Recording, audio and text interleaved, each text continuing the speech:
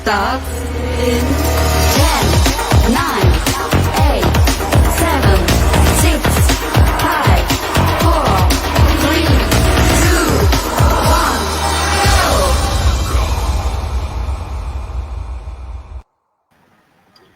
A very good evening to you all, and you are warmly welcome to the Power Impact Series, proudly brought to you by the African Season Speakers Network, where we bring speakers from all over the world to be of importance and share with us their wealth of experience in their field of business, wherever they are making headway. And today, with me in the studio, Ambassador Benjamin Ozo, as always a pleasure to host whoever is coming on the show.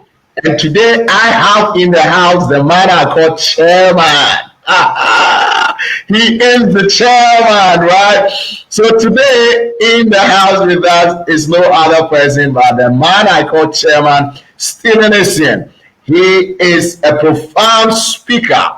He is a consultant and also a leadership strategist. And so today is going to be head-on collision on leadership nuggets. So ladies and gentlemen, help me welcome into the studio the man I call Chairman Stephen Essien. We'll put our hands together for him.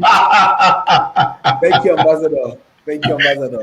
I mean, you guys are doing. Thank you so much, sir. Yes, it's always a pleasure to be with you. It's always a pleasure. It's been a very good time with you guys. I've been following. You guys are doing a great job. It's not easy to organize all these people come on Sundays to share some nuggets. Great job, and kudos to the team as well. Right. Thank you so much. That's the man. That's the man. Man of few words, ballet. When he starts with his presentation, we might just want to turn over the whole stage. He's the one. So it's a wonderful time. We just want to quickly take our first commercial break, and then right after we move in and we're going to have our discussion with Chairman Stephen Essien. So please stay with us as we take our first commercial break. Nice. Need a spark to kickstart your innovation? Looking for thought and talks to get things moving? Wondering how to navigate a future full of change and uncertainty? With the eye-opening stories of digital disruption, extreme customer centricity, organizational innovation, and global shift, our collective of speakers, MCs, and moderators will shift your perspective. Meet our speakers. For booking and interviews, contact us on 0246 054092 or send us a mail info.accessnet@gmail.com. You can also follow us on all social media channels at AccessNet Global, African Seasoned Speakers Network, influencing the next generation of Africans. Right, thank you. Welcome back, viewers, to the Power Impact Series. As I said earlier on, today in the house is Chairman Stephen Essien. He is a management consultant, and he's a coach. He is a coach, and this is not a football coach. he's not a football coach, but he's a business coach.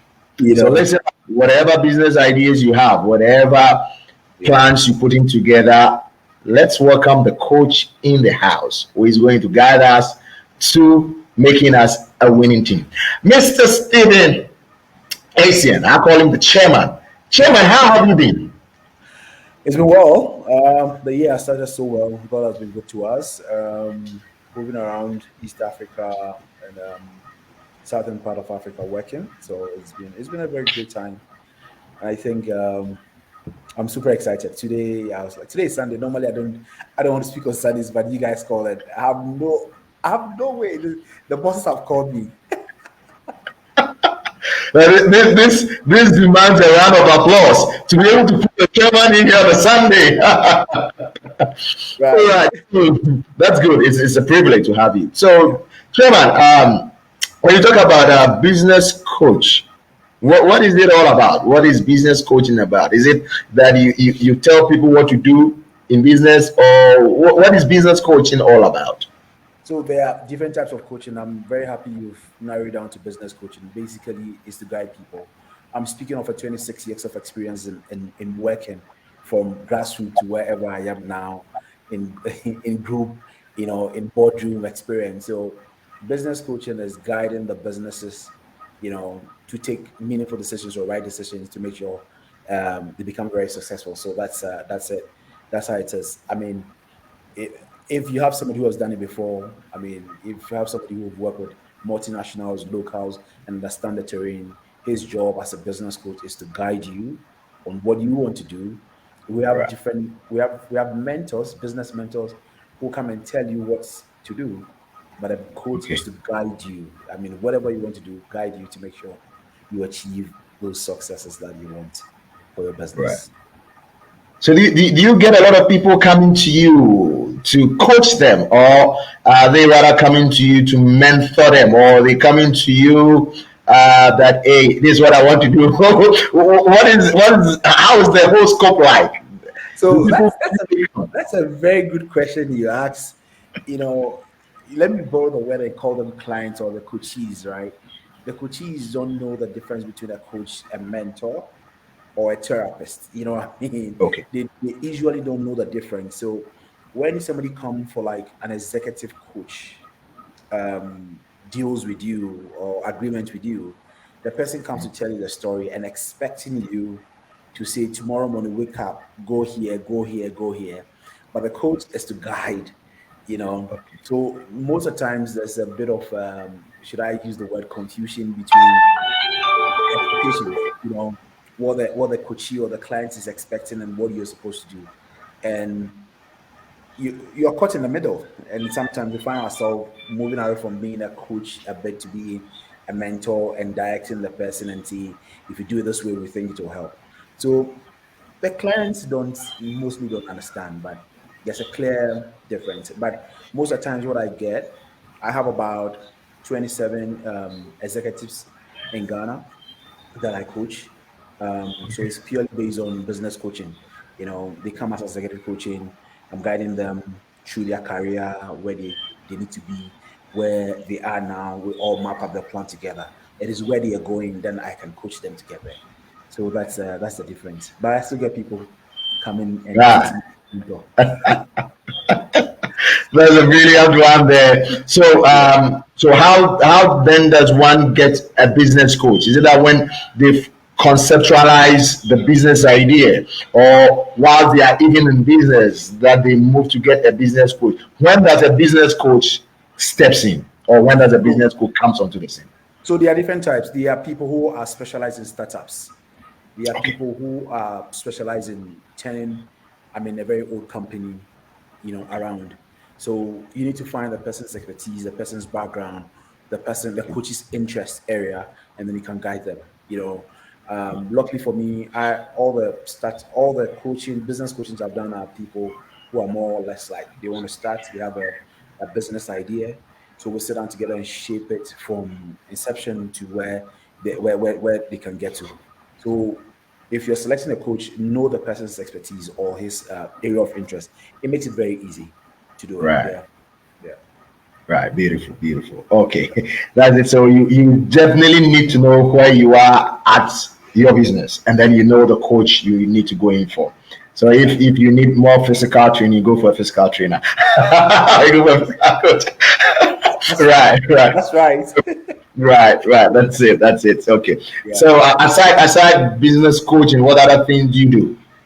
So presently working with on an organization based in East Africa. So I do most of my travels around East Africa, Kenya, Uganda, Tanzania, Ethiopia, those areas. Yeah, I think we have a Nigeria as well, so I come to Nigeria a lot. But of course, Ghana is home, so I come home. We are into renewable energy. It's purely rural electrification. So I spend most of my time in these rural areas trying to see how best we can improve their livelihood. So that's what I do full time, and then that takes about 60% of my time. The rest of the time is using coaching executives, younger executives, and businesses that I get to coach. So it's a very long hours, morning to evening. When I'm in East Africa, because it's 3 hours above the GMT, so most of my trainings are done this, late in the evenings, which is about 6 o'clock Ghana time, and it's really going well. The excitement for me on the coaching bit is not is not what I get out of it. It's Right. being able to share what I've learned 26 years of working experience, sharing with people. The excitement I get is coaching people to move into the ladder.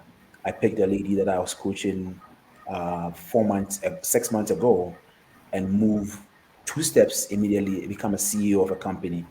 These are the Right. excitements I get because basically said, this is where you are, where is your vision, where do you want to go?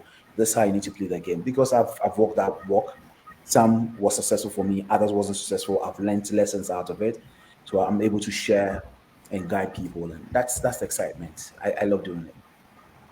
Right, that's excitement because when you coach and you see them on top of the ladder, it's full Yes, of joy. It's not even the exactly. monetary aspect, but it's joy that you've been able to impact someone positively. Exactly. Right. Yes. So I just want to take a short quote from John C. Maxwell, who says, "Leadership is not about titles, Yeah. position, or flow chart. Yeah. It is about one life influencing another." And that's the man there. If I had the opportunity to rewrite the dictionary, that's the perfect name I'm going to use to replace Chairman Essien, because he said it exactly on this point that Yeah. his joy and his excitement is to see the people that he's coached Yeah. getting to the top there and making it there. So you need to understand when he's talking about the passion with which he does with this coaching exercises and projects. Yeah. Right. So from what John C. Maxwell just said or what I just read, leadership is not really about position and title, really. Mhm. No, no, it's not. I put it well. Leadership is a doing word. It's a verb. It's not just. It's a doing word. Right. Leadership. It's everyday activity. You know, there's a quote I love. It's on my LinkedIn that leadership is not about you being leader, but it's you about you being able to create leaders. If you're able to Okay. let people do more, if you let people see more, if you let Right. people listen more, you become a leader. You cannot lead people who cannot do more. So when I got those quotes many years ago, I think about 8, 9 years ago, every time I'm leading people, I want them to be better than me. That makes me a good leader. So I 100% align and agree with John C. Maxwell. Leadership is a doing word. It's not just a title to raise your shoulders and walk around. If you're called a leader, you pay the price of, I mean, responsibility. It is not just the title. Yeah, Right. So if it's not a title, yeah. it's not a title and it's not something you're going to hold your chest up that, yes, I am this. Do leaders make mistakes? Yes, of course. Leaders make mistakes every day of our life. But leadership and decisions is should I call it? It's like having a pebble being thrown into a river or a lake, right? Your mistake, it depends on how big the mistake is. If the mistake is as huge as a rock and you throw into the sea, or not, let me actually use a river, you see the pebble, you see Right. the wave as big. But that mistake, if it's very small or little, the wave doesn't. So the wave represents the impact of the business. Every leader who doesn't make mistakes, how can you learn? We learn from our mistakes. So as a leader, do not be scared to make your mistakes. And leaders do make mistakes. But the greatest Right. of all is when I do the mistake, I lift my hand and said, "This is me. I made a mistake." How early, how quickly you can bounce back, how can you correct that mistake makes you a good leader. Yeah. Right. So leaders do make mistakes. That They that do. that is it. It's not as if. But then how do leaders try and then encapsulate the mistakes that they make, so that the followers don't see it as a mistake, so that they kind of repeat what the leader did? What or how does leaders do that, even though it is a mistake? How are they able to use it to their advantage, so that it doesn't demoralize their followers or doesn't bring a very huge splash to the Yeah. team? I mean, as a leader, you need to have emotional intelligence. Your IQ must be up there. I'll give you an example. It's not connecting to a leader making a mistake, but it's a leader stability, right? I listened Okay. to someone who was on a flight with Nelson Mandela. may he so rest in peace, amazing leader of all time. And there Right. was serious turbulence. And this man was reading newspaper, and Right. everybody was crying and praying and calling Jesus, calling Allah, calling everybody in the flight. And this reporter turned and saw Mandela sitting quietly reading his newspaper whilst they were in serious turbulence. So when he got down and he got close to Mandela, and Mandela said, "Wow, that was scary." So the guy said he was a bit surprised the thing happened that way, and later on find out, and he told him that as a leader, people look at your actions to react. Okay. As a leader, people look at your actions to react. So if I make a mistake, if I put my hands on my head and start screaming, the entire organization will start screaming. But when I make a mistake and I'm very stable and automatically I launch into solution mode, it's easy and faster for me to do what? Go Right. and fix it. One of the things I learned from someone I saw says that as a leader, when something happens, when you make a mistake, the first instant, he asked me a question, "What do you do?" And I said, "Fix the issue." He said, "No, you don't fix the issue. At the first time when you make a mistake, the first instant is do nothing. That's where you were able to stabilize your mind and think of what to do next." So when the mistakes are, look, people have made, leaders have made mistakes and business have lost billions of dollars.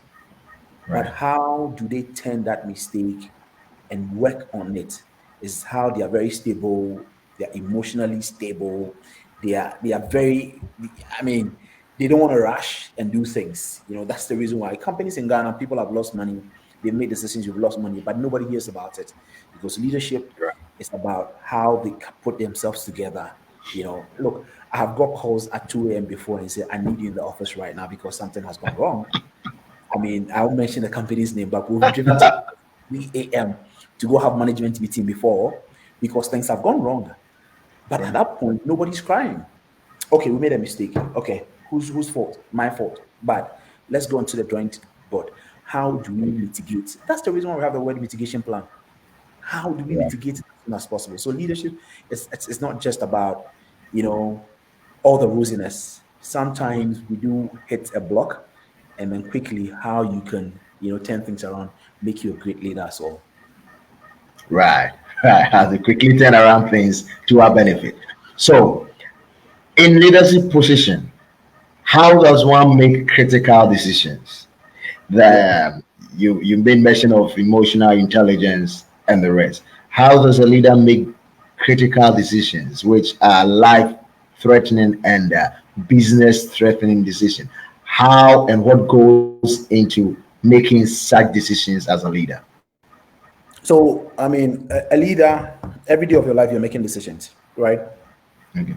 From where you were to work, from what you eat, the people you're going to call, who you're going to talk to, who you're hiring on your team, how you present your numbers, your reports, every time you're making a decision, right?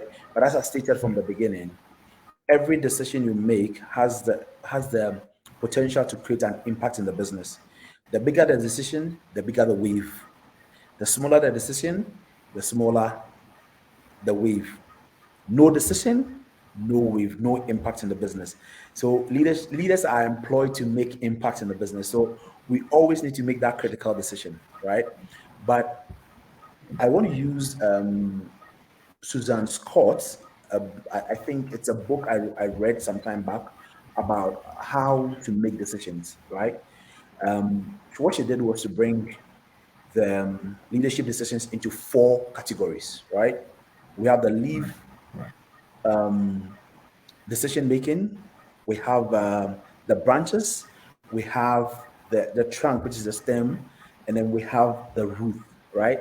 So a leave Right. decision is like a decision that will take and nothing will happen to the organization. If it fails, it fails. Let's say a price change of fuel, right? We know fuel is being changed. So price change, it's not something that a leader can change on the spot. You cannot do it like that.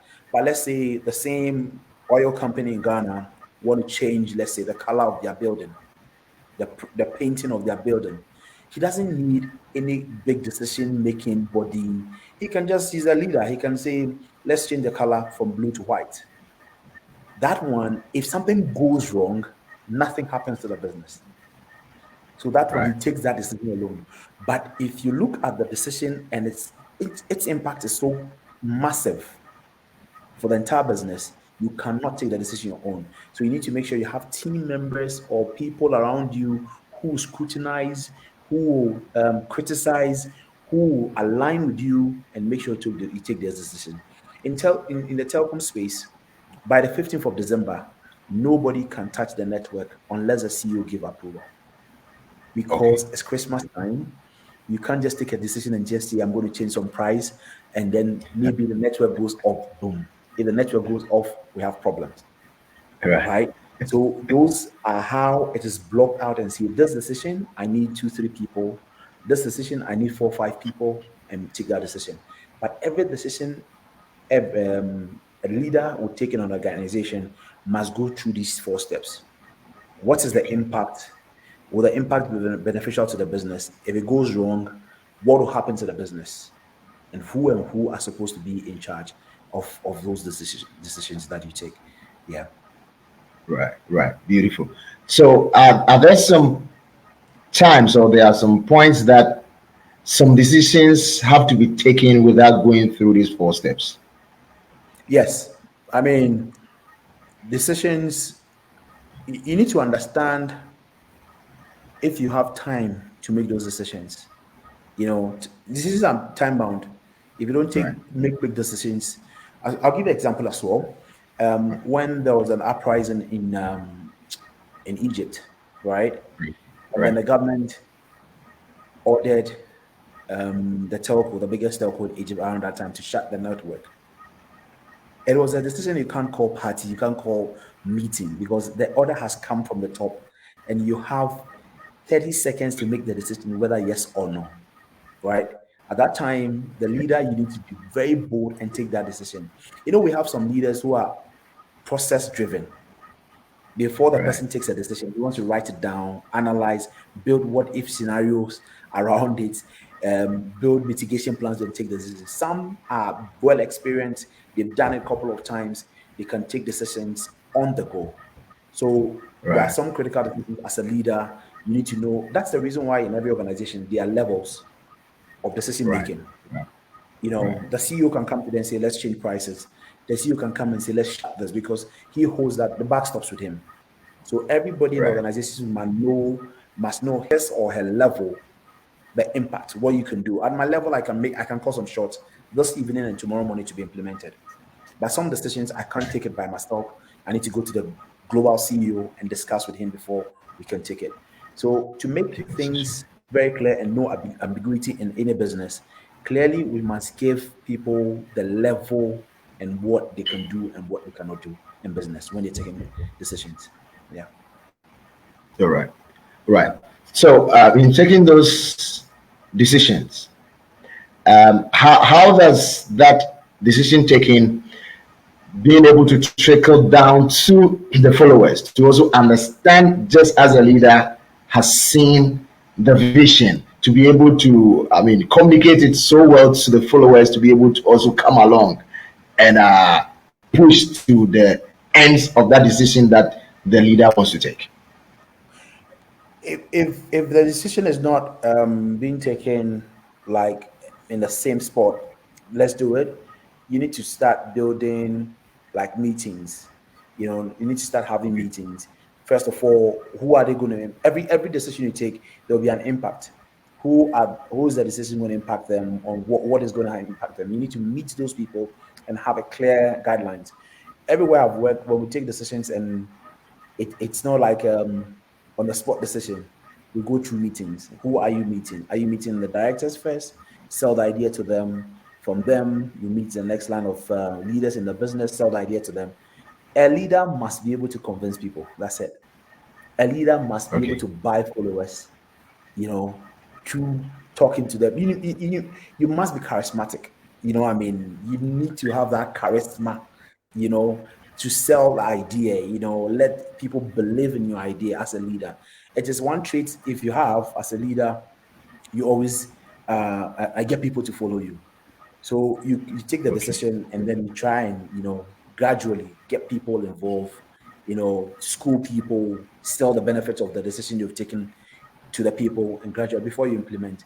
If you implement, I will give you example, no name of the company. There was it was a tough decision. It's two things. Either we cut headcount or we reduce salaries. When we can't cut headcount, the numbers will drop. There will be a huge impact on the numbers that I am in charge of, right? Okay. And I'm scared. So the only option is look, why don't we rather cut salaries? Okay. When we cut salaries, our numbers will look good. And by 6 months, 7 months down the line, there's a possibility we'll come back to the salary base again. So, Okay. what do I have to do? Clearly spend time with people, about 320 people. Spend time in small groups of meetings, Right. 7 people, 8 people, 10 Okay. people, gradually. And you do not go and tell them, I'm going to cut salary. That 1 hour, 2 hours with them is the business outlook, how we're bleeding, how we're suffering, how the money is not being able to come. What do you think we can do together? And trust you me, out of about 10 meetings or 11 meetings I organized, there's somebody who said, look, why don't you reduce salaries? It makes your job very easy. If I'd gone and say, let's cut salaries, trust me, it will be bloody. Everybody will say no to it. But being able to let them know the bigger picture, see the bigger picture, and see the problem that is coming, the snowball that is rolling towards us. What can we do together to mitigate it? What can we do Right. together to solve the problem? And they recommended, why don't you drop a bit? Why don't you cut salaries a bit? It was very easy. The day of implementation, everybody apart from me had butterflies in their stomach. And I said, we will implement this and there will not be any uproar. There will not be any noise. Let's look at it. We did, and everybody was okay. So it's about communicating that decision, the impact, especially the people who will be impacted or the people who benefit. Is clearly how do you communicate to them. Communication plan around your decision that you've taken as a leader is critical. You don't have to let go of that. Right. You don't have to let go like that. So you made mention of a leader having or possessing some kind of charisma. Is that a key factor or a key speciality of leaders, or what are some of the characters that a leader needs to possess to be able to be, in quote, a successful leader? So characteristics and attributes of a leader, it's a tallest. It's a tallest. And every organization and everywhere you are, it depends on what you know. I mean, if you work in the army, the qualities you deserve or you need to have to be a leader in the army is different from being a leader in a charismatic church or an orthodox church. Right. Every Right. every role and leadership and what the criteria needs. So if you get into a role, you need to check what are the things you need, right? Being a leader of a large church doesn't need you to be analytical. Do you understand? But Okay. being a leader of a business, you need to be analytical. You need to know your numbers on top of your fingertips. They are all different types. But most important thing is that when you get into a leadership role, make a list, a tall list of the things you need to succeed. If you don't have, make sure the people who work with you, at least one or two, have the things you don't have. Okay. Okay. So I'll come again. I lead an organization. There's a need for me to communicate my plans to these people. I am not a good communicator. I must have someone like an HR who's a very good communicator, or anybody in the business who's a good communicator who can sell the vision for me. That makes you a leader. So a leader is not one man Okay. thousand. That's the mistake sometimes we do. Exactly. You don't do everything by yourself. You don't do everything by yourself. No. Okay. If people make that mistake that you're a leader, so you need to do it. You don't force yourself.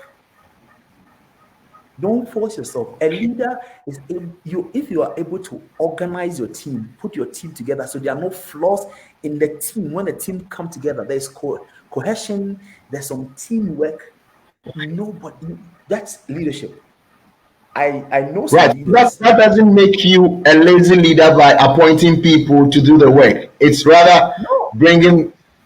Okay, because okay, there's delegation in leadership. There's delegation in leadership. okay, So you need to understand your strength. The ones you don't have the strength, don't overdo it. Let somebody who has the strength do it because you can delegate right. I've okay, been in an organization where, when it comes to convincing people, they are looking for Stephen Essien to go and do it because he has done it before, right? But the same okay. organization, when it comes to negotiation with somebody, they might not call me, they'll call somebody else who is good in negotiations. So that's every as a leader, you need to know your team, what they can do, what they cannot do, what you can do, what you cannot do, and empower people, delegate people to do it on your behalf. If you're the CEO, you don't have to do all together. If you're the CEO and you don't know your numbers very well, whoever knows the numbers, the person is either teaching you or presenting the numbers on your behalf. Okay. That's how it's supposed to be. Wow. So, leader, you don't have to jack of all trades. And that's the mistake most people make. You don't have to be jack of all trades. I don't believe in that. I don't believe in that at all. Leadership is leading. There are so many things: empowering people, delegating, negotiating, building out people. So if you know all these things and you're able to delegate to people very well, people who have the strength that you don't have, it makes you a very good leader. It makes you a very good leader. Yeah. Right. So, wow. Wow. Ladies and gentlemen, that's the chairman in there for you. It's always a joy being with the chairman because spending just a minute or two with chairman is like a whole semester at the university. And he's definitely doing that this evening. Ladies and gentlemen, share the page and let your comments flow so that we can put some of your questions to chairman because today he is here presenting on decision making in leadership role or as a leader, and he's fantastically dribble us through the field with some of these nuggets of letting us understand that as a leader, trying to delegate some of the roles to people that you have been able to identify on your team doesn't make you a weak leader, but No. rather it makes you a great leader because you building the synergy and the cohesion among the team members. So as a leader, Chairman, how does a leader start to identify the potentials of the team so that they can easily assign the roles that needs to be done so that the leader doesn't become a one-man thousand. No, I mean it's paying close attention to the team. My personal skill is giving jobs to people, and I'll say this: we know we're live, but I'll say sometimes I give jobs to people that doesn't matter. I don't need it, Okay, but it helps me. I okay, don't need it, but I've given it to you with serious deadlines and timelines. It helps me get to understand your strength, what you can do, what you cannot do. In my team, in right, my team, I know people that if I give them a document to prepare for me and I'm presenting a document probably tomorrow evening, I'll ask them to send it to me 12 o'clock tomorrow. I know okay, their capabilities. I know what they can do. There are other people. If I'm presenting the document tomorrow evening at 4 p.m., I ask them to send the document to me like a Thursday because I okay, know that I need to go through it. So you need to spend time to be able to spend time and delegate more. When you delegate, if Benjamin delegates to me about some negotiation and I fail first one, I get to know that is not his strength. I'll guide him. Where did you fail? What happened? Gradually I get to know that this is not Stephen's strength. If Benjamin delegates me to go and do something else and I'm very successful at it, I do that ease. Then Benjamin will put it at the back of his mind and see this is this guy's strength. So as a leader, okay. you need to identify the potentials of everybody in your team. We are all not the same. The fingers are not equal. So we need to be able to identify. Leadership is not just, come to the office in the office and, the walk around, the one-on-one meetings, bumping to people, what your aspiration. You understand where they are going, where they are coming from, what they can do, what they cannot do. And that's one of the key things leaders must do. The open door policy we have as leadership sometimes is very funny because we are waiting for people to come in. But rather, we need to go to people. As leaders, we need to walk to our people and speak to our people and get to understand them more. It helps you when you're delegating. When you're going on leave, there's somebody who must take place. It's not the person who has been in the business for long who must take place. It's somebody who's capable to work in your stead who must take. How do you know them? Gradually working with them, delegating, empowering them, training them, coaching them, guiding them. That'll help you know everybody's strength in the business. And as a leader as well, when you're employing people, you need to make sure you employ somebody who's smarter than you. That's what people don't like to do. They can't do something than you. I mean, most leaders are scared of, you go for interview and say, this guy will take my job. No. Yeah. But if you're a good leader, the people following you must be extremely smarter. It makes your job as a leader very easy. Right. I've been to Right. a Right. discussion where they said, oh, you don't have this, how do you call it? You don't have this experience. And I asked them, what experience do I need? I shouldn't be a one man thousand of the business. In terms of leading, Right. in terms of understanding, in terms of giving guidance and strategy, I'm very good. So the practical one, the technical one, if I'm not good at it, somebody in the team must be good at it. Who must work on that for me? So as a leader, delegation and getting to know your people will make your job extremely easy. Yeah. Right. As a leader, don't be scared of hiring smart people. It makes your work easier. Right. So, Chairman, you made mention of giving, assigning duties to people on your team just to be able to, unearth their potentials and their talent. So you can give a report to someone and you know that this person is going to take a longer time to finish it up, the back and forth. So let me give this person the deadline to be by Thursday, which I will need the report by Monday.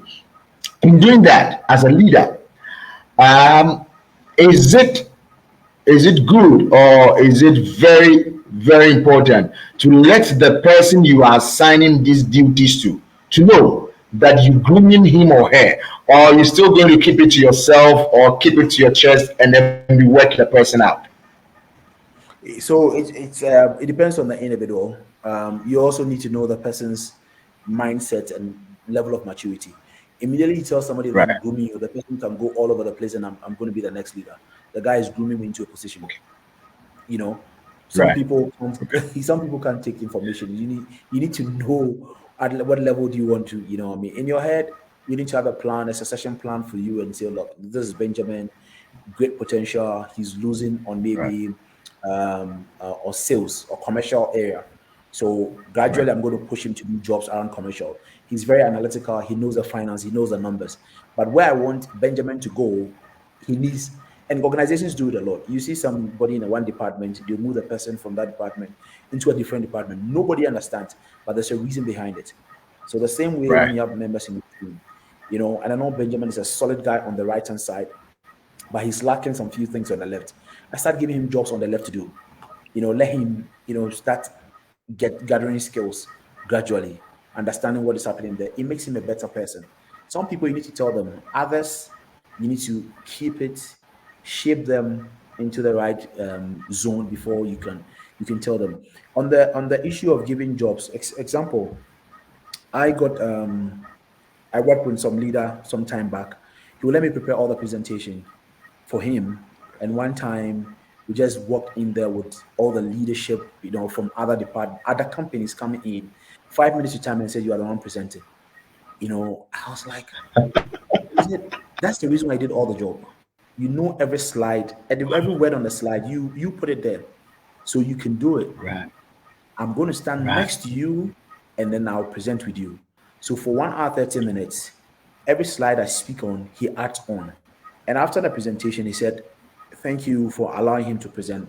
I want to groom him. That's why I allow him." And this is it was a big meeting, distributor meeting that we needed money from them. I was shocked. That was his style. That's He threw me into the lions. Then that's his style. So you also need to give people opportunity. If you don't give them opportunity, they will never grow. You will never know their potential. So it's giving them jobs to do. Don't be scared. Let them go to those meetings. Let them follow you. Sometimes sit next to you and watch how you speak, your mannerisms. You know what I mean? All these things, the corporate politics, all those things, they learn and then helps you to also become a great one. Yeah. Right, that's beautiful. That example you just shared, I mean, just links out to our last two episodes where we had Dr.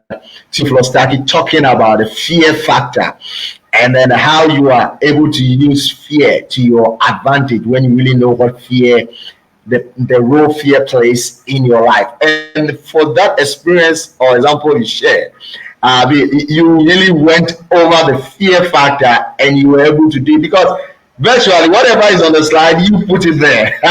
So what prevents you from going to present it? Right. That's beautiful. That's beautiful.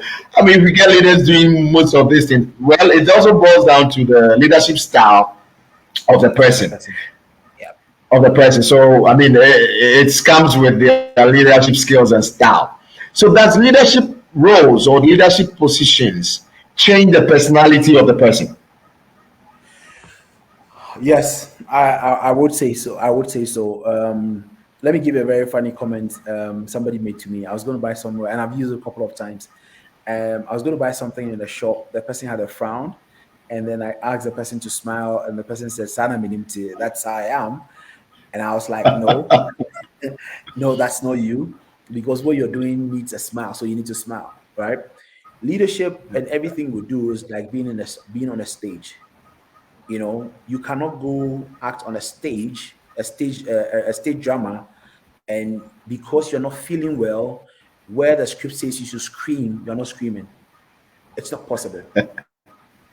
So leadership Right. is like a stage drama. When you get on to the leadership role, you need to act the role. You need to work the role. Sure. Do not say I am a mother Sure. hen at home, so being a leader, I'm going to pamper everybody at work. No. If the rule of the game, you need to use a whip, you need to use a whip. Where you need to calm down and talk to people, you need to calm down and talk to people. So people want to carry who they are into leadership role, right? But it's different. If you're very rowdy, you talk anyhow at home, you can't be a leader and just talking to people anyhow. If you're a leader, if your personal life, you're scared, you're not adventurous, you are risk adverse, you can't take risk, then you can't be a leader in areas where you need to take risks every time. So leadership and your personality, there's a thin line, but you need to learn the rules of the game. You need to learn the rules of the game wherever you go. That's why I started by saying every role or every organization and its leaders and what is needed. Right. Some areas you need a very calm leader, and organizations do that a lot.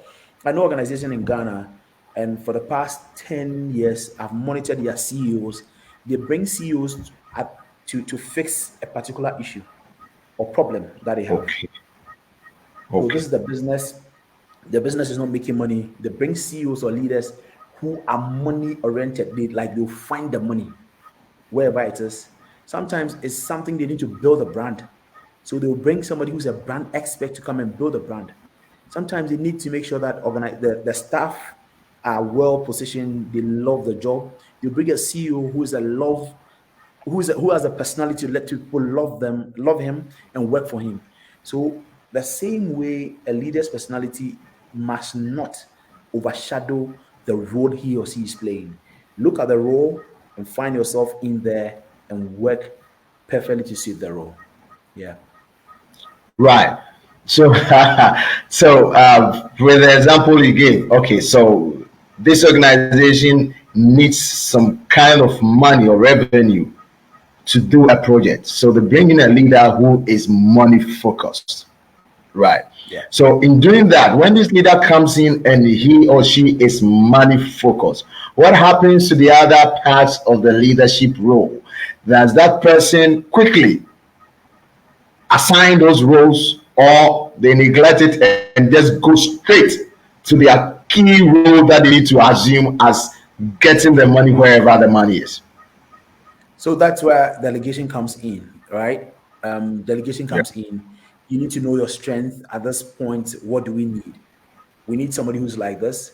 But the other subtle attributes that we need. If it's not the main person, it's not a shoot person, there's somebody who else who can play that role to augment it. Every organization must have a focus. So the leadership is brought in for that focus. The big organizations in Ghana, already. I mean, the likes of Right. MTN.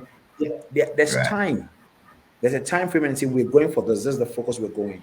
They can put a time and frame and say, "Oh, the next 2 3 years, look, the brand is more important to us. Let's elevate our brand." So they find a CEO who is a brand expert who know how to build the brand and bring the brand. It doesn't mean that they'll leave HR, they'll leave their sales, they'll leave everything. But what is leading? What is the main focus of the organization, where they're going? If we come and let's say there's a company in Ghana and there's some serious corruption happening, they can bring a leader who's a no-nonsense person who come and within 6 months everything is cleaned up. And I've seen it before. They come and then Right. everything cleaned up. He's process person. Nobody can be fraudulent again. No fraudulent activities happening again. Come and fix it, and then probably the next time, the next week, we bring a new guy to come and handle it. Yeah. Wow. Lovely, lovely. That is the chairman in the house. Today we have the chairman in the house, so we are moving chairmanly. We are moving chairmanly. Hey, you know what? You know what? I was just waiting for the hashtag for today's presentation, and you know what? Two hashtags have dropped. The first one is no 1 man thousand, no 1 man thousand. Don't be a 1 man thousand. So the first one is no 1 man thousand, and the second one I have for today is play the role. Yeah. Play the role. You need to play the role as a leader. Assume all that you need to put on and play the role. Yeah. Assign when you need to assign, and then pick the smartest person you ever find to be on your team, and then be behind to control it. Because hey, at the end of the day, you're going to make the things, you're going to shake things, you're going to move things, and it's going to go as credits to the team and not to that person that you assign. Right. We want to take our next commercial break at this point because the chairman has taken his seat. So, ladies and gentlemen, let's take our second commercial break and we'll continue from there. Thank you. Need a spark to kickstart your innovation? Looking for thought and talks to get things moving? Wondering how to navigate a future full of change and uncertainty? With the eye-opening stories of digital disruption, extreme customer centricity, organizational innovation, and global shift, our collective of speakers, MCs, and moderators will shift your perspective. Meet our speakers. For booking and interviews, contact us on 0246 054092 or send us a mail info.accessnet@gmail.com. You can also follow us on all social media channels at AccessNet Global, African Seasoned Speakers Network, influencing the next generation of Africans. Welcome back to the Power Impact Series, and that you're being hosted here by your main host, Ambassador Benjamin Oswans. And today it has been a wonderful time. No 1 man thousand. The hashtag no 1 man thousand. Don't try to do everything by yourself. I mean, that is why you have able people on your team to work with. Don't try to do everything, and be ready to wear the role of a leader. Put on the role of a leader when you assume the leadership position. And helping us do that is Chairman Stephen Essien. It has been wonderful from the first minute till now. Yeah. If you are not joining, don't worry. Join us to finish and then go back and listen. You don't want to miss anything that Chairman has shared with us. Decision making as a leader or in leadership position. Right. So, Chairman, before we left off, we're talking about this point, wearing the role of a leader. So when you are assuming the role of a leader, does it include your passion? Yeah, passion counts, but everything you do, the bigger decision is for the business. Your passion cannot over supersedes what the business passion is, or what the business is doing. So passion also plays a very big role. Whatever you're passionate about, you do it willingly. You do it with no hassle, and and you keep moving. And one of the key things, I like the passion bit because leader must accept that he's being put in a leadership role. Sometimes we put people there who are not ready, who don't have the passion to lead, and then the organization or the business is found wanting. So the person must have the passion to lead. It's not because the guy has been here for ages or we put him there. The person must be passionate about leading, and that's where the leadership tend to be a doing word for him. Every day he's working on it. But if the person is not passionate about leading, you can't put the person there. So passion goes with leadership. Yeah, Yeah, so passion is a key word in there for yeah, every leader. Right, yeah. right, right. Wow. That has been wonderful. That has been wonderful. So before we go off today, we want to take some keywords and then there's some final message from the chairman. The chairman, you see, we never finish with the chairman. You will never finish with the chairman because I always refer to him as a train that has landed at the station and all the doors have been opened and then you see the passengers coming out of the train. That is who chairman is. When he lands, the idea starts flowing, so it doesn't finish. So once you get him, we make sure we get enough from him. So chairman, what are your final words that you want to cap it all with us for today as decision making a leadership role? Yeah, I mean, when we started, we all agree that leadership is a doing word. Leadership is taking responsibility.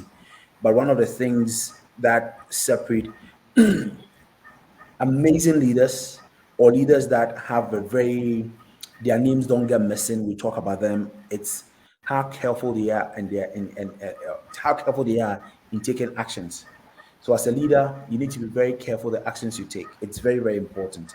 And if I want to sum it, like I want to read, it's in the Bible. It says, "Treat others same way you want them to treat you as a leader." That's Luke 6:31. Is there? Treat others how you want them to treat you. So as a leader, how you speak to your people, how you run the organization, take it like even your junior staff, how you want your leaders to run it that way. Make sure you treat your decisions are carefully taken, your actions are well calculated to make sure everybody's excited in the business. And I think with all these, we all yearn to be great leaders. We're on our way to be being great leaders. We're working hard to become great leaders in every action that we take. Yes. Right. Make sure everybody's excited in your Yeah. team as a great leader and make sure you pull people on. Say, do unto others as you want others to do unto you. And that is our motto, Matthew 7:12. That is what chairman just gave to us. So, ladies and gentlemen, it has been a wonderful time having you on the Power Impact series and with no other person than the chairman himself.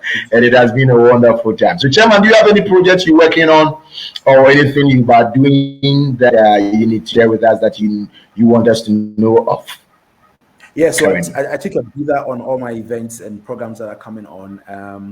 I'll start my entrepreneur issues programs.